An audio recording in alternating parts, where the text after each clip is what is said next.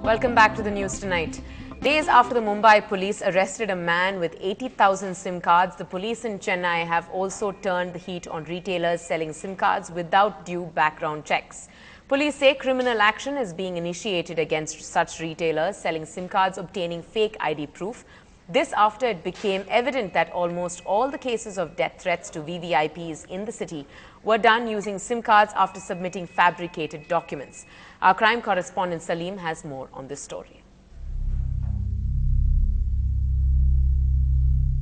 A fortnight ago, the police control room in Egmore received a threatening call where the caller said bombs were planted in the secretariat, specifically targeting the chief minister.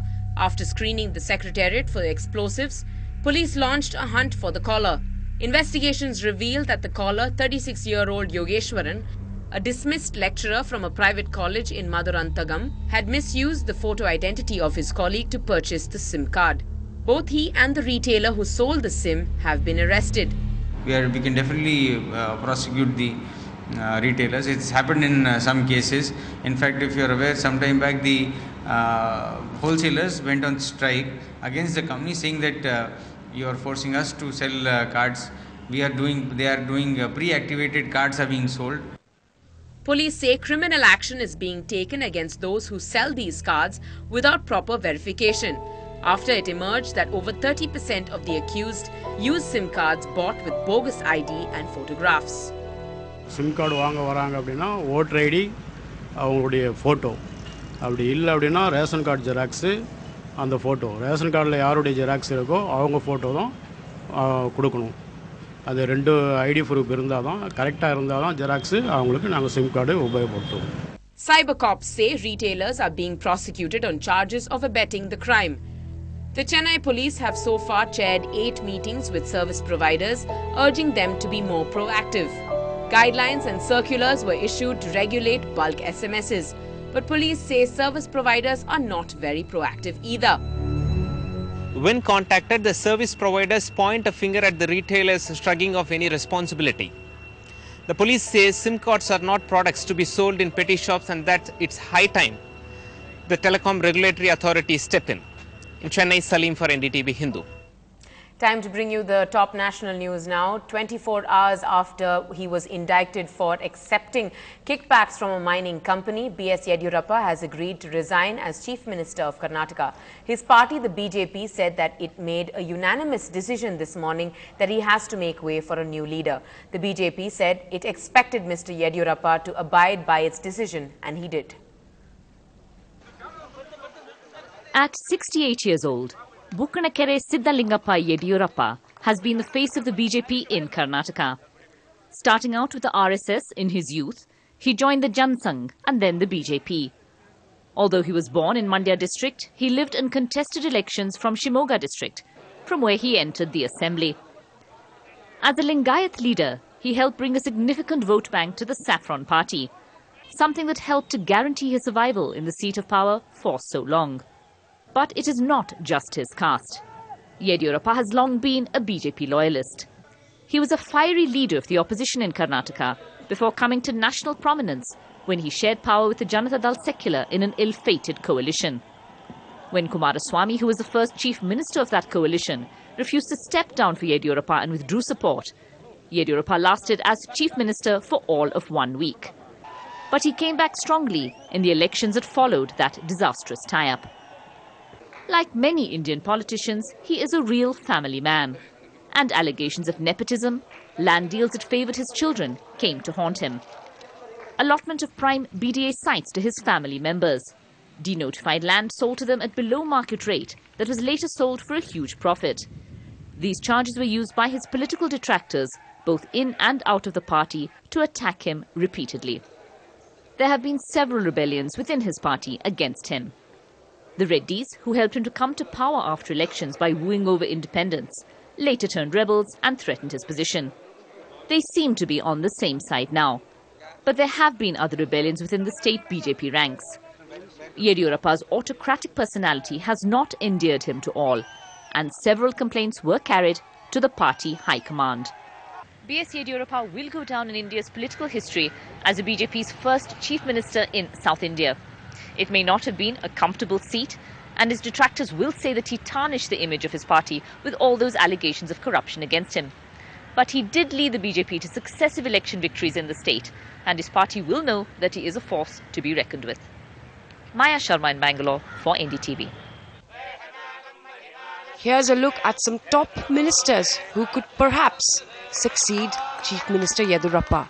Jagdish Shettar, the current Rural Development Minister, not a nationally known figure, but a Lingayat like the current Chief Minister Yediyurappa. Something that can work in his favour, or it can work against him if Yediyurappa wants to stay the dominant Lingayat leader. Ishwarappa, again not a nationally known figure, but being backward caste and state party president might work for him. Sadananda Gowda, former BJP state president and known to be non-controversial. Anant Kumar, long considered a Yediyurappa rival, believed to be working against him behind his back. Publicly, he and Yediyurappa put on a united front. Suresh Kumar, Law Minister, someone who enjoys a very clean image, but as a Brahmin, he may not have a large vote bank to count on. Shobha Karandlaje. This one could be a real long shot and unlikely to be acceptable. She is close to Yediyurappa and that closeness could work against her. Or V.S. Acharya, former Home Minister and a Yediyurappa loyalist. A Brahmin, which again may work against him. Well, it is World Hepatitis Day, and the mantra this year, this is hepatitis, know it and confront it. And with 13.5 million people infected with the virus in Asia, awareness has become the main focus. Deepthi Kumar brings you more.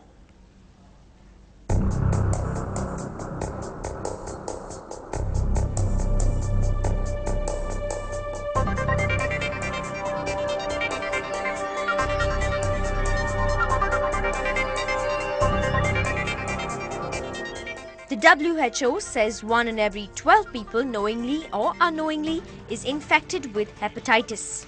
Maybe that's why the awareness mantra this year says, this is hepatitis, know it, confront it. And today, target groups are doing just that. We have taken it as a prime call this year to try and promote the activities of the World Hepatitis Alliance. And one of the mainstays this time is that we would like to create an awareness about this disease and hopefully influence policy makers to understand that they would need to devote more time, more money, more effort in the evaluation and management of this disease. While private groups target policy makers, government organizations are reaching out to middle and lower middle income groups. Roughly we have screened roughly 1,300 people we have screened so far, and to our shocking surprise, about 44 persons were positive for hepatitis B and 17 people turned positive for hepatitis C. Totally 61 persons we have picked out. So in the 7 days program, actually 61 people have been picked out, those who didn't have any symptoms and signs of disease. Although Tamil Nadu is lower down the order in WHO ranking, experts say early detection and an active immunization drive could push the state further down the prevalence order. India has an intermediate zone, that is a 2 to 8%. We are reaching the 5% of the positivity. By detecting this antenatal screening of the HBsAg in a pregnant mother, so if you are detected earlier, so that you can vaccinate the baby with the active and passive immunizations, so that the baby can be protected. Among one of the mode of transmission of HBV infection is mother to child transmissions. It is the commonest mode of transmission in our country as well as in our state. The biggest challenge ahead, the doctors say the key to dealing with hepatitis is acceptance, especially from those who are not infected. With camera person Lucas, this is Deepthi Kumar for NDTV Hindu. Ahead on the bulletin, the world stops to think, will India be rather handicapped at their lucky venue Trent Bridge without the likes of Zach?